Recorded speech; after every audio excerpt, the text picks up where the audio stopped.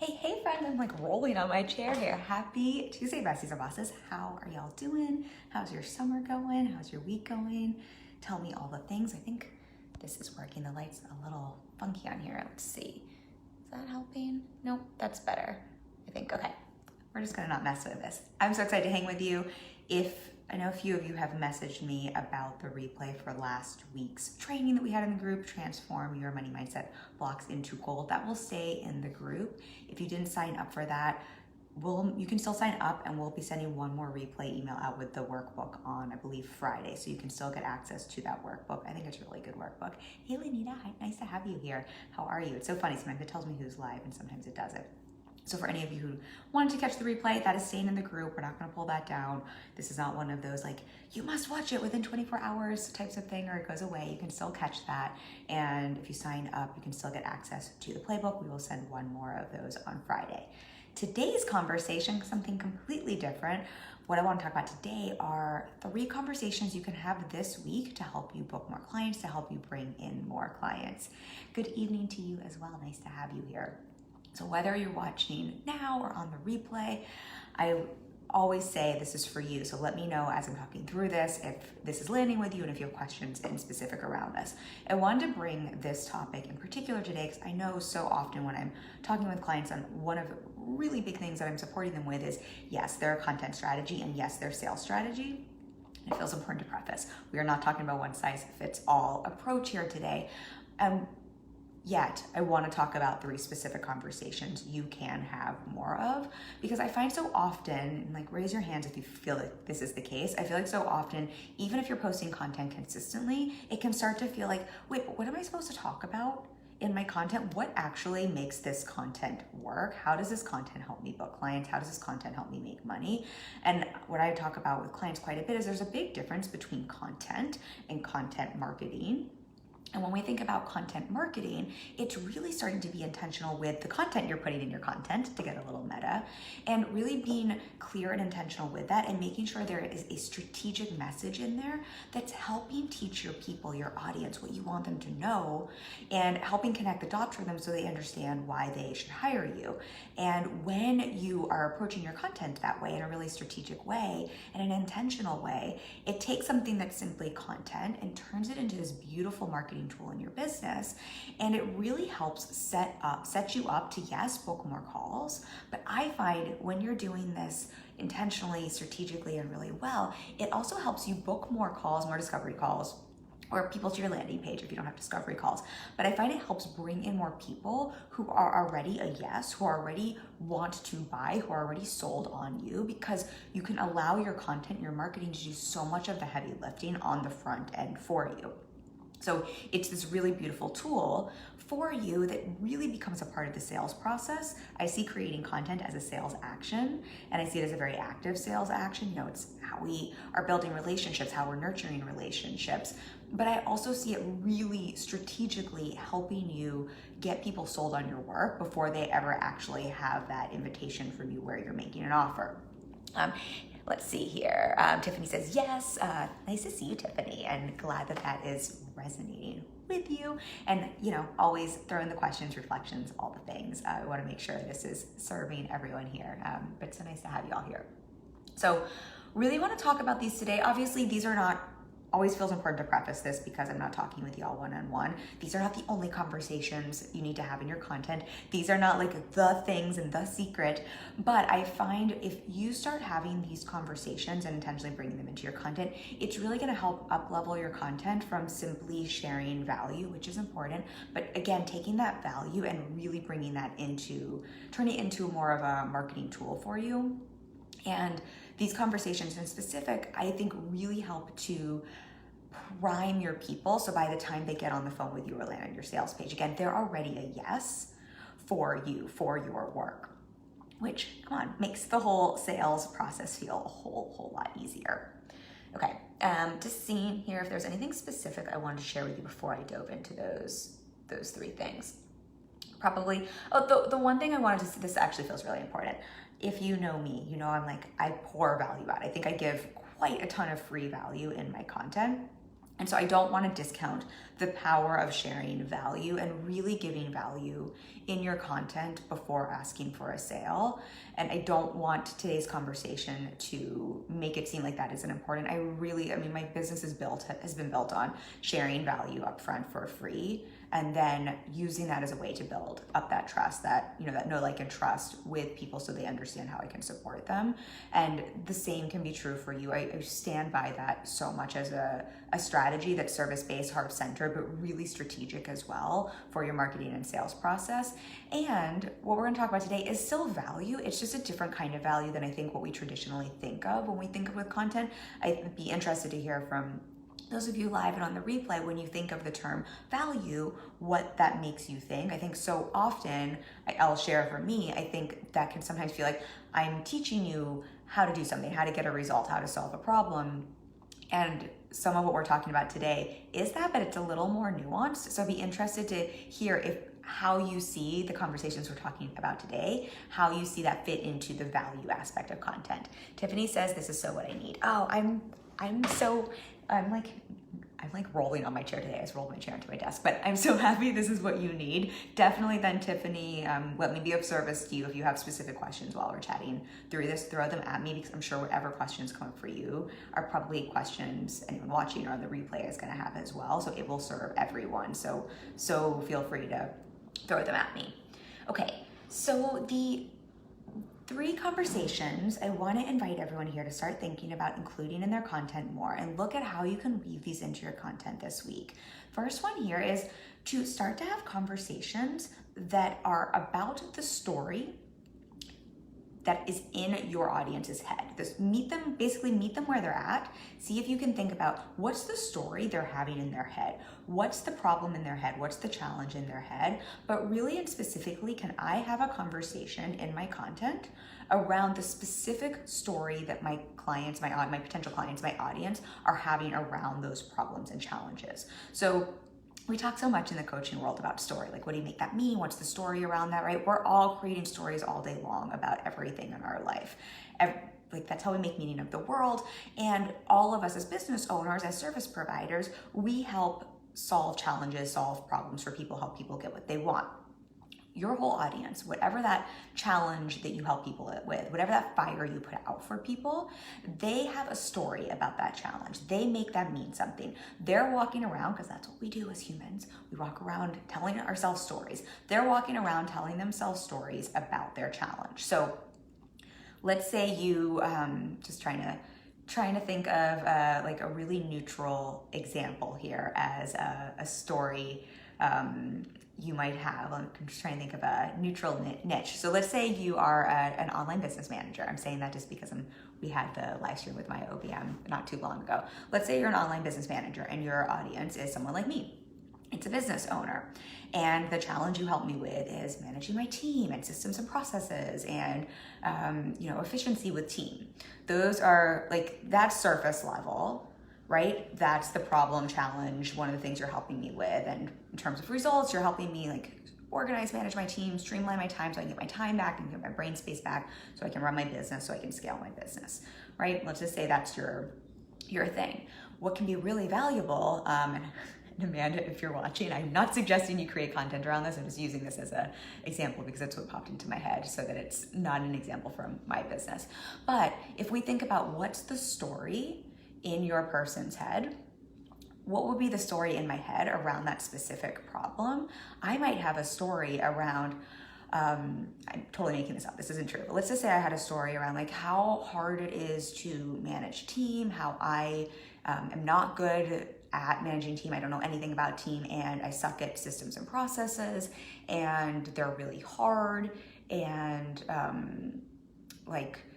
systems and processes take up so much time, and every time I do them, I break them. So let's just say that was the story I'm walking around with in my head. What we want to think about in our content is, how can we create content that's speaking to the story in my head, to have a conversation around that? So instead of simply having a conversation around, I help you with systems and processes, how can we have a conversation around the story in my head around what it is you help me with? Does that nuance make sense? So it's almost like the thing under the thing. It's the story I make about the thing you help me with, or you help your audience with. So if you help me with my systems and processes and that's what you sell, instead of simply creating content where it's like, here's why systems and processes are super important. Here's why team is super important. Here's a how-to on managing your team. That's great content, right? That's value driven. We are not discounting that. Super valuable. But a really powerful conversation that's gonna speak directly to me is if you can speak to those same topics, but meet me in my head and speak and have a conversation around the story where it's like, I think I suck at managing team. Can we have a conversation around that?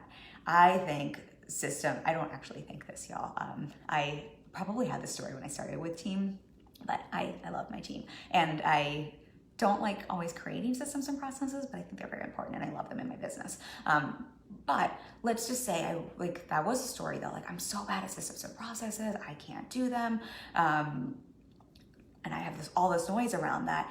If you're just speaking to the problem you solve and creating content around that, it's almost like I'm not gonna listen, because my story about my systems and processes, what you help me with, is that I don't like it, I suck at it, I'm not good at it. So if you're telling me how to create systems and processes, it's almost like I'm not listening to that, because my story is I don't wanna do that. Whereas if you have a conversation with me that's a piece of content, whether it's a live stream or it's a blog post or whatever that is, which is speaking to the story in my head, which is like, hey, I know you hate systems and processes. I know they seem so stressful. I know every time you sit down to do one, you think like you got it wrong, or it makes you feel like a bad business owner. I hear you. I got you. Here's the deal. They don't have to be so complicated. They don't have to be so hard. You don't even have to do them. And totally riffing here on what that content might be. But do you see how suddenly it takes your content to a whole different level, and you're having a conversation suddenly with your person in such a different way that starts to really help them feel connected to you, and they start to feel so much more heard and understood, and they actually want to listen to your content because it's no longer like speaking at them. I always think about, I don't know, maybe y'all weren't like me, but anyone else in high school ever skip the really boring classes where you just feel like you're being talked at? I was a class skipper. I really shouldn't admit that out loud, but I was totally a class skipper. And then I had a few classes that I went to religiously no matter what. Like I would not skip them even on senior skip day. And then there were a handful of classes I just always skipped. And so much of it was like, it was really interesting to see. Some classes I'd go to, some classes I wouldn't. So it wasn't that I didn't like to learn. It wasn't that I didn't like content. I actually love to learn. I'm like a geek with a capital G. It was all in how some of the content, some of the learning was being delivered. And, it had to do with teaching style, it had to do with lots of different things here. But I think we can think about that in our content if we're delivering value, if we're helping people learn, if we're helping people solve their problems. And we're also wanting to help them understand how we specifically can help them solve their problems and get what they want. It's really interesting how if you can meet someone where they're at and in the conversation they're already having in their head, even if you're speaking to the same thing on the other side, it's such a different conversation you're gonna have with someone.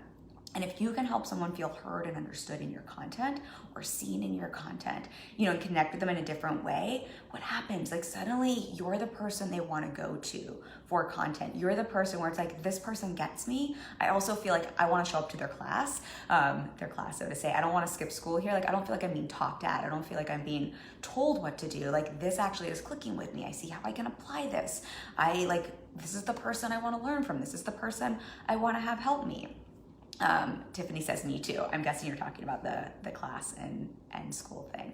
Another example that comes up for me here, I just signed up for a diversity and inclusion training program, and the woman who's running it, Annie, she was on my podcast, I think episode 24. Y'all should definitely, this is a side note, definitely listen to that episode and sign up for her wait list if that's something, don't mind the noises in my apartment. I think it's such an important conversation for all of us to be having anyway, as a side note. And she speaks to how to build a diverse and inclusive business. But one of, as what we're talking about here. So definitely go listen to that podcast episode if you haven't. Definitely get on her wait list for her program represented. I think as business owners, it's something all of us want to learn and be part of the conversation more. And what we're talking about here, one of the reasons I signed up for her program and not someone else's, and one of the reasons I wanted to learn from her, one of the reasons her program was a yes to me, was exactly what we're talking about here. She did a really good job of speaking to the story in my head, speaking to the conversation in my head, presenting her content, presenting her teachings, presenting her work in a way that helped me hear what she had to say, that helped me feel heard and understood, that helped me, even though it's my work, obviously, to do that learning, especially on a topic like that, there are other people who have programs like that. And it was really, it's just really interesting to think about, oh, isn't that interesting? Like, that made it so much easier for me to invest in that program and want to learn from this person. So think about that on your own, like, journey. Like, think about, who are the people, like, what's the content that has me want to listen?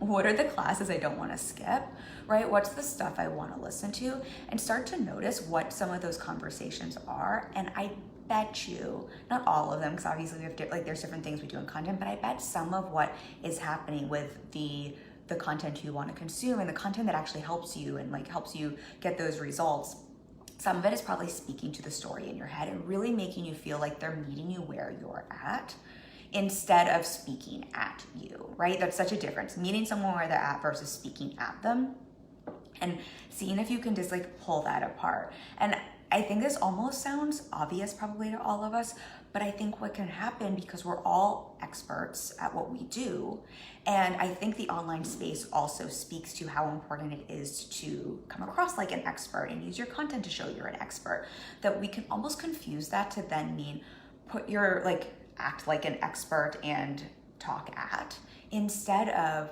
be the expert, but talk with, right? Meet someone where they're at, because that's really how you're going to help someone solve their challenges, solve their problems. But that's also how you're able to have those conversations that really help build connection, build relationships, actually serve someone. But then when it goes to what I know you want your content to ultimately do, which is help someone feel like, oh, let me feel good enough here to book a discovery call or to buy from this person, and to already be a yes before I get on the phone. When I think about Annie's program, I was a yes before her sales page even went live, because of what we're talking about here. And so I think that can just be an interesting thing to play with. Tiffany says, this is exactly why I love your content. All right, I was not fishing for that, but I love you for saying that. Thank you.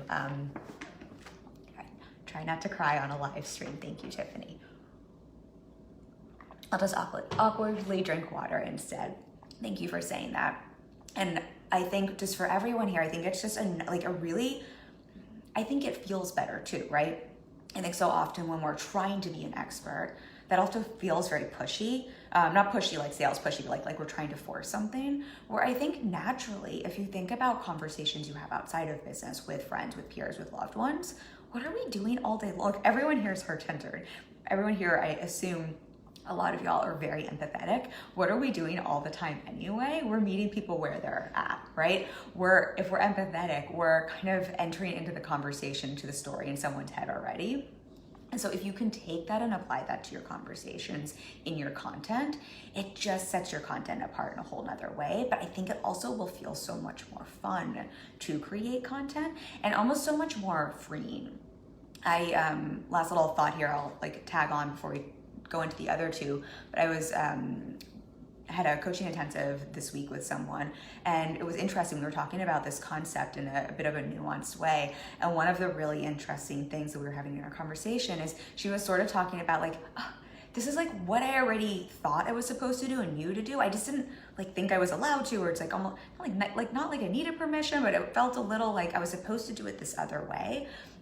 And so it was really interesting to see when we were talking through this and kind of peeling back the layers, meeting someone where they're at in their head, having that conversation that's really about the story in someone's mind. That was naturally where this client was already going to. Like, that's like naturally what she wanted to do. It was more just the noise of like how you're supposed to create content that was having her want to step away from that. So my guess is for many of you, that's going to be the same for you. So in case you need that permission, I think this one in particular is really nice because it can just give a little permission and a reminder that you can trust yourself, and you probably already know more of the conversations to speak to than you might give yourself credit for. And if you're already doing this, I think this is one of those great places where you just get to do this and then just look for more opportunities to have that conversation. Tiffany's offering me to bring you on camera. I'm guessing that's not what you want to do. Facebook is so funny that way. Okay, so let me know if you have any questions about that one, but just as a recap on the first one here, have those conversations that are about the story in someone's head, really the story, meeting them where they're at, but specifically the story they have around their challenges or what they want, even those results they want in your work. And it can just take the way you are delivering value to a whole nother level. I actually had here, yes, I left a reminder for myself here. As a side note, episode 20 on the podcast. So most of you know I have a podcast, One Question, Unapologetic Questions for Unapologetic Results, which by the way, y'all, we are almost at the end of this month is our 6-month anniversary, which is wild to me. I cannot believe it's been 6 months already on the podcast. But episode 20 is one question for words that sell and makes your audience feel heard and understood. We dive into one question you can ask for tapping into exactly what we're talking about, how to meet your clients, your audience, where they're at in their head, and how to really speak to that story in their head. It's a little bit different than what we're talking about here, but I'll cheat and give you the question. But definitely, if you want to hear more about this, listen to the episode because I have a fun story and example in there. But the question is really, what are your people bitching about over a drink or over a cocktail? Or what are they thinking about when they're really exhausted? And not that, your audience might not drink. That's not really the point there. But what we want to think about when you're thinking about what's the story in my people's head as it relates to the conversations I want to have in my content and the value I want to share, what I'm always thinking about is what are people saying when they think no one's watching? And that's why, when you've had a drink, when you're really exhausted and tired, we don't have the same, we're not performing, right? We're not trying to say the right thing. We're not trying to write something into a form that sounds really smart. We're a little looser. And so if you can think about what do your people say when they've had a drink, or what do your people bitch about over a drink? And if they don't drink, we are not promoting alcohol drinking here. If they do, great. If they don't, then what are they bitching about, or what do they say when they're exhausted or when no one's watching about your work as it relates to the problems you solve, the results you deliver, the value you want to share? That's a really great place that you can play with to hook into that conversation of meeting them where they're at, of having the conversation around the story in their head. All right, hopefully that makes sense, but let me know if you have any questions about that one in particular. All right, so the next one here, and it's about to snow. It's about to rain here, so the lighting is getting dark, but hopefully we don't lose power. I lost power once today already, so we will see how this goes. I think we're gonna be good though, but if you're wondering why it's getting dark, there are some crazy dark clouds that just came out. I think it's because of the hurricane that's coming up on the East Coast for my East Coasters. Y'all, I hope everyone is staying safe with that. Okay, so the second one here, the second conversation I want to invite you to think about bringing into your content, having with your audience, looking at it as a way to, again, think about taking your content and that value you're sharing and using it as a way that's content marketing to really build that relationship, that know, like, and trust, to have people already like, this is the person I want to work with, this is the person I want to hire before they even get on the phone with you, before they even get onto your sales page. And that is to have the conversation about why you specifically. So one of the ways I was thinking about, before going live, how do I want to describe this? Something I remember my first year in business when I was talking about coaching and working with me as a coach. I think quite honestly, not to pat myself on the back, but I think I've always been a really excellent coach. I think it's what I was meant to do, what I was put on this, I'm in my purpose. This is, where I'm supposed to be. And my first year in business, when I look back at content and when I look back at copy, I did a really great job of meeting people where they were at in the story in their head. And then when it came to selling coaching and my work, I did a really great job of selling the concept of coaching, but not selling why someone should work with me specifically, why they should hire me specifically as a coach.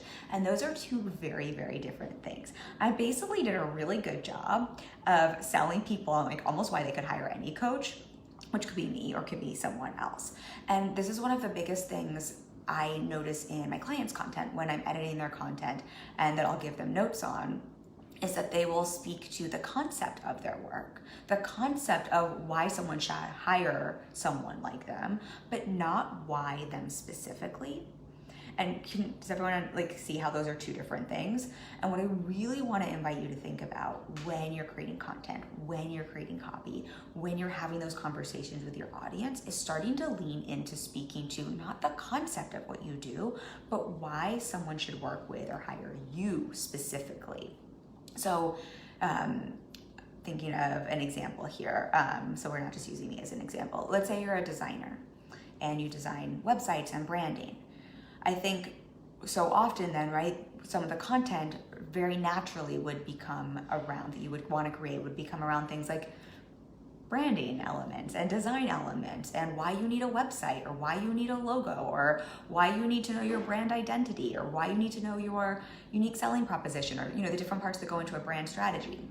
Those are all value-based things you would share probably in your content. I mean, maybe not, but I'm guessing those would be some of the things you would talk about in the creative process. Those would all be absolutely value-driven things in your content.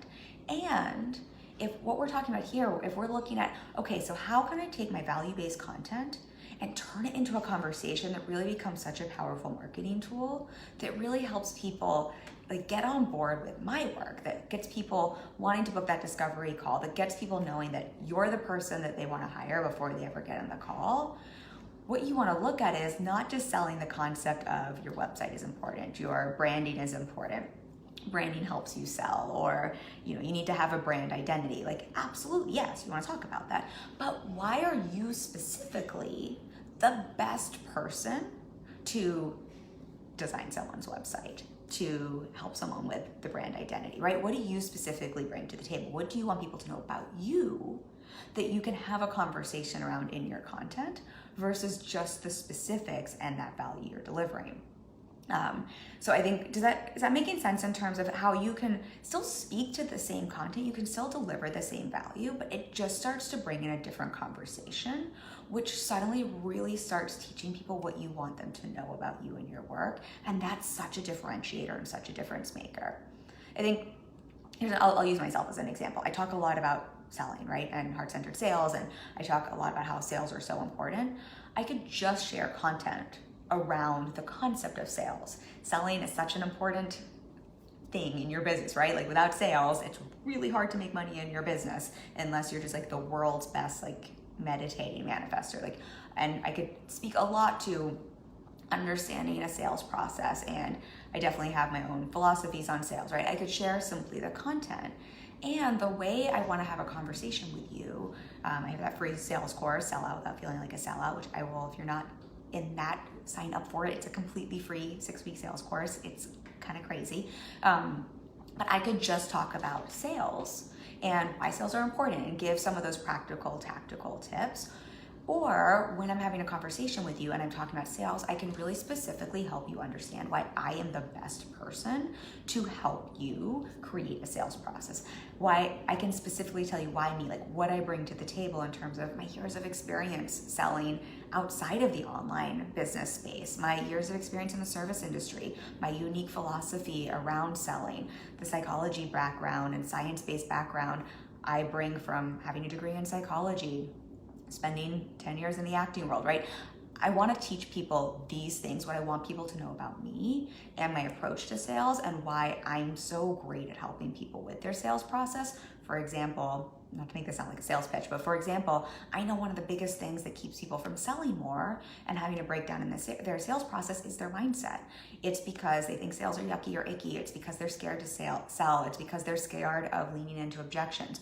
All of these different things come up, and I know I'm excellent at helping people pinpoint and get clear on what's actually going on, the actual problem in their sales process that usually is their mindset, and working through that. And I'm so good at helping people who tell me they hate sales get on a call with me and say, Kim, don't tell anyone else, but I actually love sales now. It's like one of my favorite things when I hear that from clients. So I'm riffing here, but what you can see is that's the difference between let me simply teach you about sales, let me simply tell you, like give you content on sales, give you the value, super, super important, versus let me give you that same value and content, right? Let me give you a free course on sales. Let me teach you that whole process, but let me also teach you what I want you to know about me, why me specifically versus why the concept of sales. Does that difference make sense?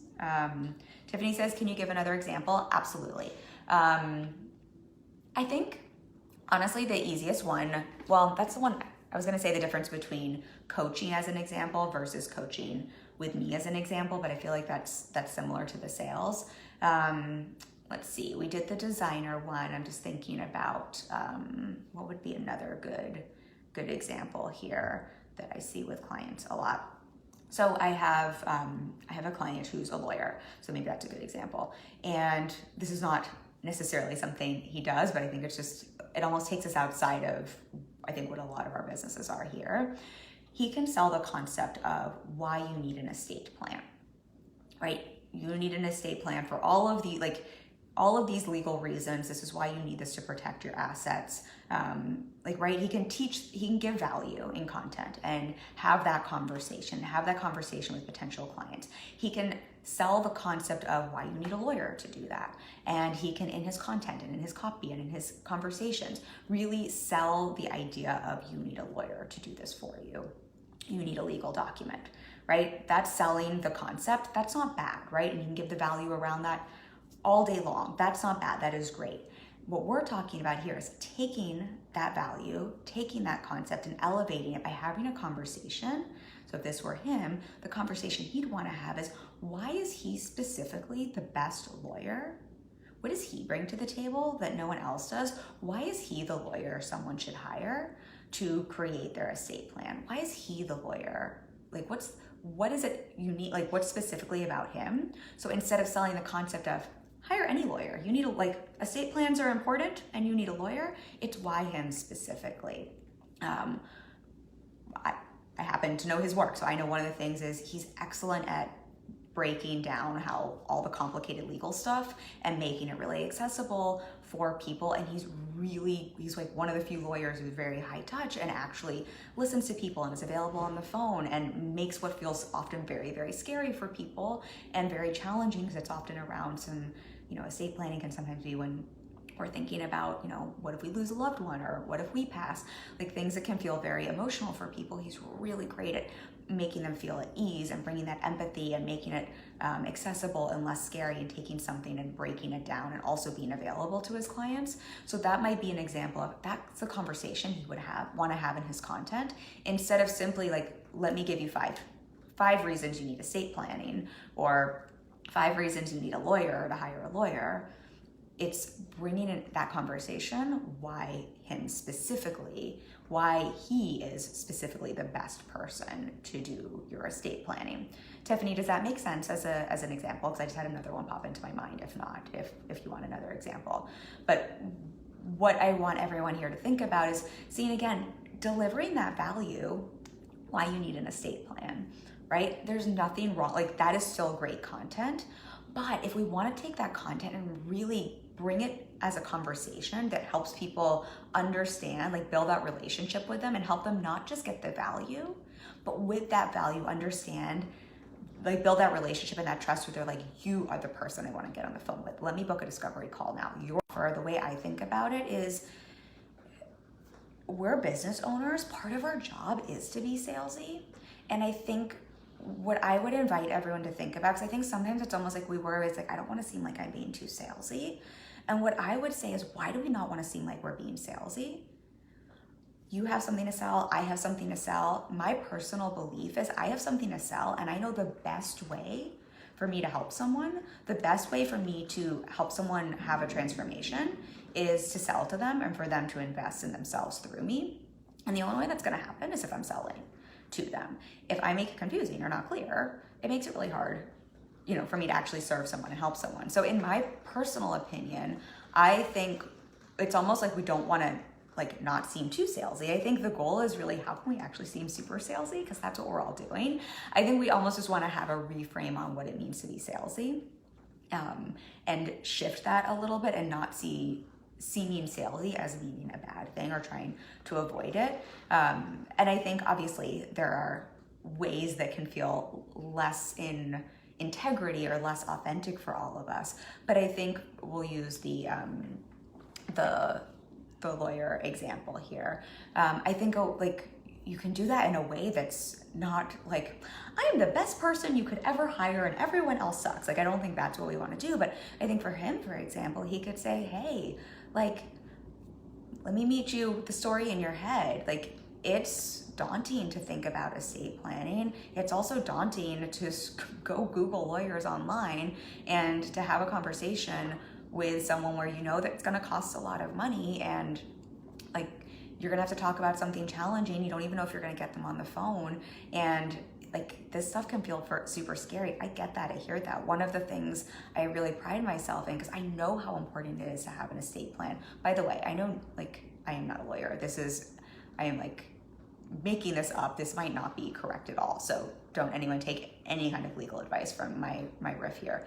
But if we were using this as an example, one of the things I know, and like I pride myself in that we really make an intention of in my firm, is making this process as easy on you as possible, really breaking down all the nuances in the estate planning, because it is so important to you and your family and the legacy you're leaving behind and protecting your assets. We really make sure that we're here every day, that we're accessible for you, so we can really break down what those details are. And I'm just making this up. And then you might go into what those details are, so you're still sharing the value. And so I think that's super salesy, quite honestly. But I think it's also, like, in my opinion, it's super salesy in the way where it's like, I got you. Like, I hear what's going on in your head. Like, I know this is a challenge. Let me serve you. Let me support you. Tiffany, let me know if that makes sense, A, and then let me know, B, if that seems salesy, or if you have any questions about that. But I think there's something to like the reframing piece, and then I would almost play with the first conversation we were talking about, meeting someone in their head and looking at how can I let people know what I want them to know, and just infuse it in there. Here's another example. So why me specifically? So something I sometimes, so here's a silly example. I often will speak to, I spent 10 years working in the bar world when I was acting, and I spent 10 years acting. And I think that's really where I got schooled in the psychology of sales, because as an actress, you're your own small business and you're essentially selling your talent all day long to like agents, to auditions.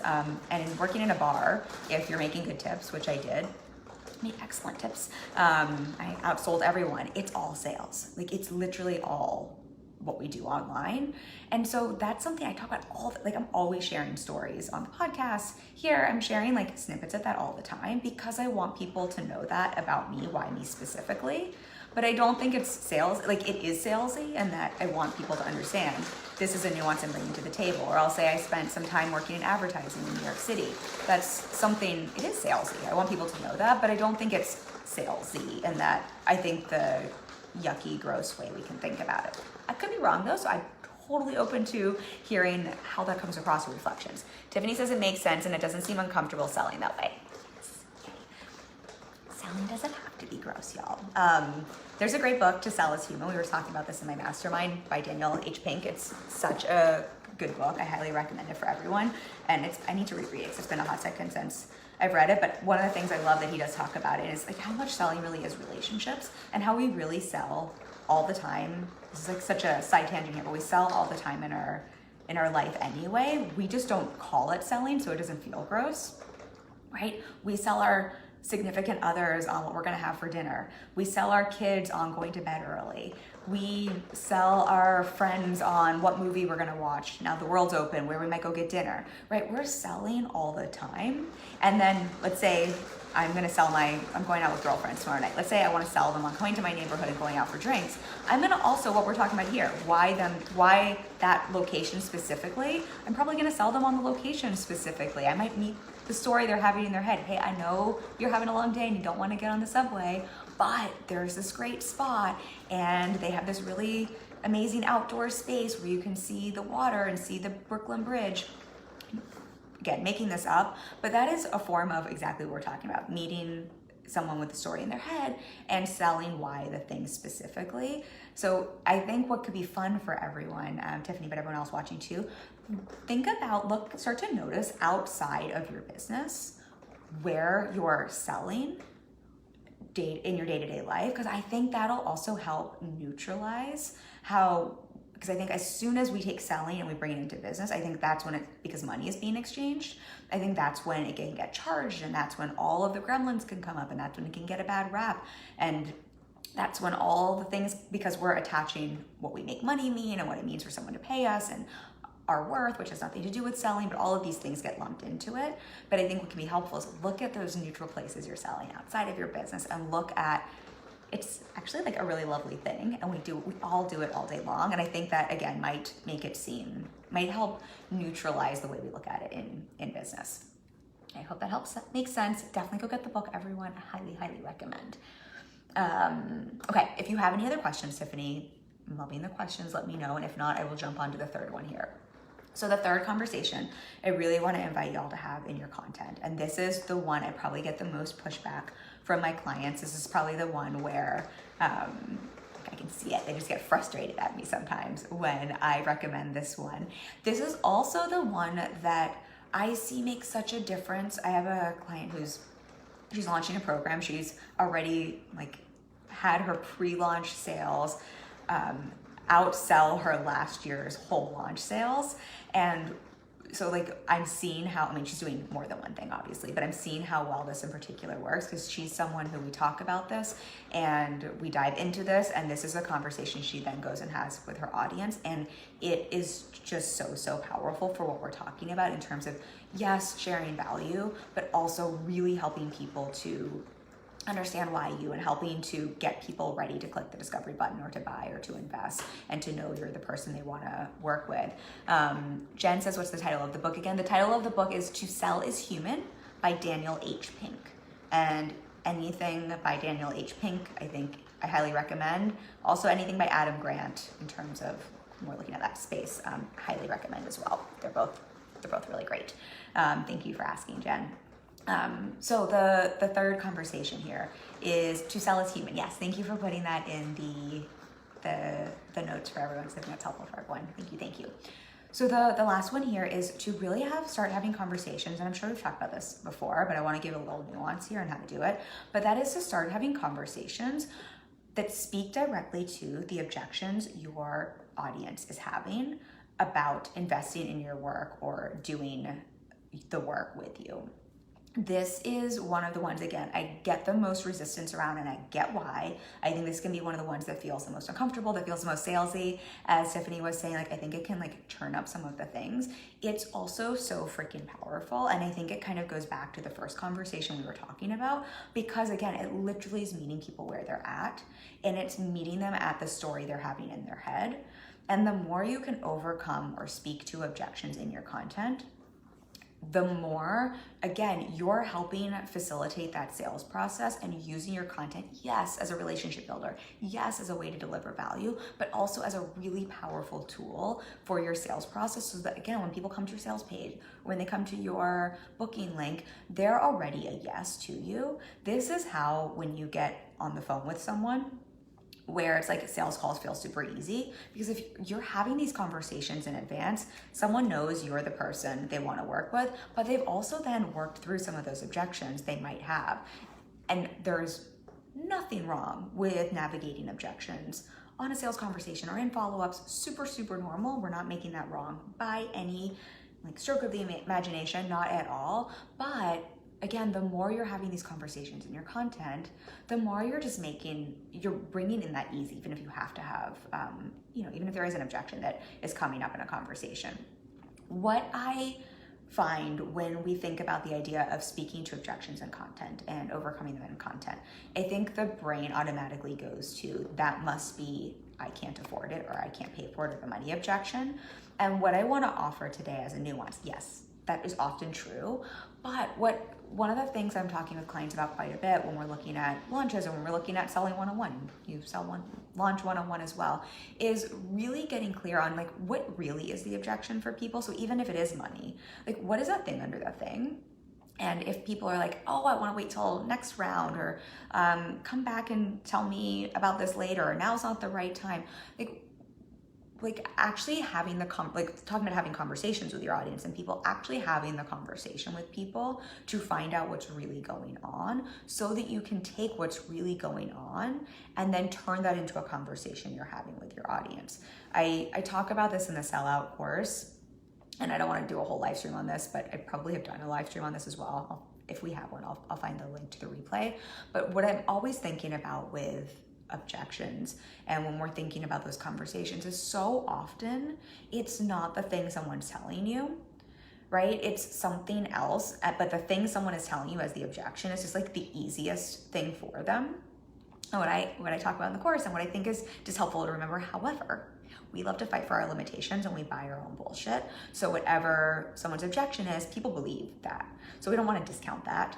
But we do want to start to get clear on, like, have a conversation, meeting them with the story in their head, right? The first conversation we're talking about here. But have a conversation with your people. If you're on the phone with them, or if you're in follow-ups, or if you're in your DMs, like, can we find out what's really going on? Because then that becomes the conversation to turn into content and have it with your audience.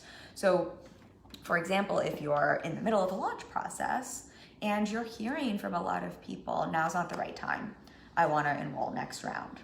I think it's so easy to almost create this story then where it's like, well, there's something about this time of the year. If it's summer, it's because summer is a bad time. If it's winter, it's because no one buys in the winter, or like no one buys the holidays. Fill in the story we like to create about that, instead of, let me find out, like, this is clearly an objection everyone has. Let me speak to this objection in content and overcome it, but let me also find out what's going on for people around that. Let me literally have a conversation with my people. Maybe it's that they're scared to invest, and so it just seems easier to wait, to put things off. Maybe it seems like they feel like they're not ready, and that's something you want to speak to. Like, there's so many different reasons this could be. Sometimes it's something super, super practical where it seems like the content is overwhelming and they're not going to be able to do it. So if they push it off till later, we always think we have more time in the future than we do. I'm totally making up things that could be what the real reason is or the objection is. But if you can find that out from your people, that's an important conversation to have, period, with your audience. But then that's the stuff, that's the gold, this is the conversation I now need to go have with my people in my content as well. Because if a few people are having to hear with me on a phone call, or a few people are telling me this when they're going through my sales process, there's a really good chance, if you're calling in your ideal people, that they're not the only ones that are having that same concern come up. So if you can then take that and have that conversation with everyone, you're really serving your audience and you're really serving your sales process through your content. Does that make sense for y'all? Let me know if you have any questions around that. What I find with this, and where I see this become so powerful, this is one of those things where if you are launching, I always like to say launches make me think of sports teams, where if you think about, hang with me, like, I swear this makes sense, but if you think about a football team that wins the Super Bowl, that like is crushing it throughout the football season, their ability to do so well during the football season is really a result of what they did preseason, what their training was preseason, how they rested preseason, how they took care of their body preseason so they could play full out in football season. I know nothing about football, but I'm pretty sure that's true. I think the same thing happens with launches. The same thing happens with us in our sales process. So often what someone experiences in a launch, so often what we experience in our sales process. Yes, of course, it's how we play the game. Are we playing full out until the last fourth quarter and seeing things through? And if we drop the ball, are we rolling with that, picking that ball back up and running for the touchdown? All the analogies there. And our ability to play well throughout a launch, throughout a sales process, also has a lot to do with what we're doing preseason. And I think conversations like speaking to those objections, conversations like telling people why you specifically, a lot of what we're talking about here, the more you can have these preseason in your content. And if you're not someone who's launching, like I don't launch, I'm always selling one-on-one, I would say just have these regularly. But then the more you make your launch season, the more you make your actual sales process where you're in, it's all actually your sales process, but when you're in those sales conversations, the more you make that easier and you are allowing yourself to have touchdowns, which is like the weirdest analogy ever, but I think y'all are picking up what I'm putting down. So specifically with this one, and for those of you who do run a business model that has more of a launch cycle, I think this conversation in particular can be a really powerful one where it's like, can I make sure I'm having this pre-season and not just when we're in season, when we're in our launch? Because that's also how you help, again, build a relationship with people. If we think about what drives sales, if we think about how do we use content as a vehicle, as a tool to help you sell more, to book more discovery calls, to get those hell yes clients on the phone, it really is. It's a relationship building tool. It's a building that know, like, and trust. And it's helping people understand why you specifically. How can you help them solve their problems? How can you help them understand, like, hey, this is the problem you got. This is why it's keeping you from getting the thing you want, and I am the solution for you. And the more we can do that pre-season and see that into our content, have those conversations, the more you're able to use your content as a strategic part of your sales process. Does that make sense? Let me know before I let you all go if you have any questions about that, and if you have any questions about this last one around the objections. I think that one is clear, but I know sometimes what's clear in my mind might not be. So definitely available for any questions. Oh, and the note I put for myself, but I think we talked about this already, is just like really thinking of this conversation as a meta concept where it literally is, this is a conversation I want to invite you to have in terms of the objections with your potential clients, and then bring that out to your content, into your content with your people. I'm gonna give a recap here, but while I'm giving a recap, please, if you have any questions or want clarification on anything before I hop off, let me know. And it stopped raining, so it's a little calmer here. I don't know if y'all could hear that while we were live. So as a recap, your content is a beautiful, powerful tool. Yes, sharing value in your content. I so subscribe to share value up front before you ask for the sale. I think that is a beautiful way to create a sales process that works really well, but it's also of integrity. And I'm such a big believer in, like, can we deliver value before we ask for money in exchange? And content can also be, yes, value, but we can also sell through our content. And the more we're selling through our content, the more we're helping it become a marketing tool and facilitate ease in our sales process. The more we're helping people understand why they need to get on a call with you, why they need to hire you. So Jen says, thank you, Kim. This was an amazing topic. Yay, I'm so glad that this resonated with you. Thank you for being here. I heart you.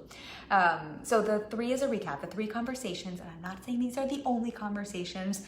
As y'all know, there's not one size fits all. There's not like one secret or one way, but 3 conversations to think about, including to have more of in your content when you're sharing your value, so that your content, your class, so to say, is the one people want to come to and not skip. The first one there is thinking about what's the story in your people's head.